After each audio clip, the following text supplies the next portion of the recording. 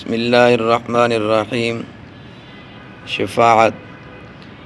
روزہ قیامت کے دن اللہ رب العزت کے سامنے شفاعت کرے گا کہ اے اللہ اس بندے کو اپنی رضا عطا فرما دیجیے، اور قرآن مجید بھی شفاعت کرے گا کہ اے اللہ یہ بندہ میری تلاوت کرتا تھا، اس لیے اس سے عذاب کو ہٹا دیجیے اور اس کو جنت عطا فرما دیجیے۔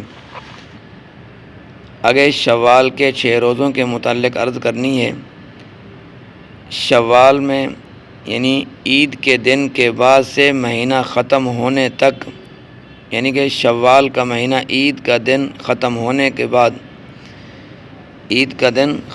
کے بعد دوسرے دن سے لے کر جب تک شوال کا مہینہ ختم نہیں ہوتا، تو فرماتے ہیں 6 روزے رکھنے کی بڑی فضیلت ہے۔ یہ روزے رمضان المبارک کے فرض روزوں کے بعد ایسے ہیں جیسے فرض نماز کے بعد سنت اور نفل نماز ہوتی ہے۔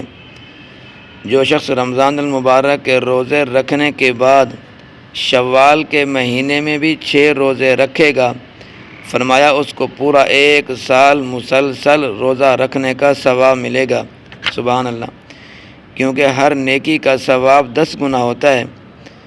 شوال کے 6 روزے پے در پہ یعنی کہ مسلسل رکھے یا متفرق طور پر یا عید کے دن کے بعد یا پورے مہینے میں کسی بھی 6 دن روزے رکھے، تمام صورتیں صحیح ہیں۔ اگر کوئی آدمی اکٹھے رکھنا چاہتا ہے 6 روزے تب بھی ٹھیک ہے۔ اگر کوئی آدمی 1 دن روزہ رکھتا ہے اور 1 دن روزہ چھوڑ دیتا ہے، یہ بھی طریقہ صحیح ہے، جیسے اس کے لیے آسانی ہو۔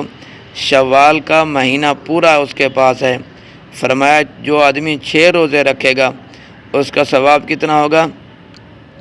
فرمایا اس کا ثواب، ہر نیکی کا ثواب کیونکہ 10 گنا ہوتا ہے، جو آدمی 6 روزے رکھے گا اس کو پورا 1 سال کا ثواب اس کو ملے گا۔ سبحان اللہ۔ اور شوال کے 6 روزوں میں قضا روزوں کی نیت بھی کرنا، یعنی رمضان کے روزے فرض ہیں، شوال کے 6 روزے نفل ہیں، لہذا شوال کے 6 روزوں میں رمضان کے روزوں کی قضا کی نیت کرنا یہ درست نہیں ہے۔ اسی طرح رمضان کا روزہ صحیح نہیں ہوگا۔ اپنی بیوی یا اجنبی عورت کو صرف شہوت کے ساتھ دیکھنے سے، یعنی اپنی بیوی یا اجنبی یا کوئی غیر عورت کو صرف شہوت کے ساتھ دیکھنے سے اگر انزال ہو گیا تو اس سے روزہ فاسد نہیں ہوگا۔ بیوی کے علاوہ کسی اور کو قصداً یعنی جان بوجھ کر شہوت کی نظر سے دیکھنا یہ بہت بڑا گناہ ہے، بلکہ یہ آنکھ کا زنا ہے، جیسے کہ بخاری شریف میں بھی آتا ہے۔ اور روزے کے دوران بیوی کو بھی شہوت کی نظر سے دیکھنے سے بچنا چاہیے۔ یہ تو اپنی بیوی ہے، فرمایا روزے کی حالت میں اپنی بیوی کو بھی شہوت کی نظر سے دیکھنے سے بچنا چاہیے۔ ہو سکتا ہے حضرت کسی اور جگہ پہنچ جائیں، پھر نقصان ہوگا۔ آگے فرماتے ہیں صاحب نصاب نہ ہو تو، یعنی اگر کوئی شخص صاحب نصاب نہیں ہے، غریب آدمی ہے، فقیر ہے، تو فرمایا اس پر صدقہ فطر واجب نہیں ہے۔ جو صاحب نصاب ہوتا ہے، جو صاحب ثروت آدمی ہے، جو صاحب مال والا آدمی ہے، اس کے اوپر صدقہ فطر واجب ہوتا ہے، ضروری ہے، لازمی ہے۔ لیکن ایک آدمی فقیر ہے، غریب آدمی ہے، فرمایا کیا صدقہ فطر اس کے اوپر واجب ہے کہ نہیں؟ فرمایا اگر کوئی شخص صاحب نصاب نہیں ہے، غریب اور فقیر ہے، تو فرمایا اس پر صدقہ فطر واجب نہیں ہے۔ ہاں اگر خوشی سے صدقہ فطر ادا کرنا چاہے تو ادا کر سکتا ہے، ثواب ملے گا۔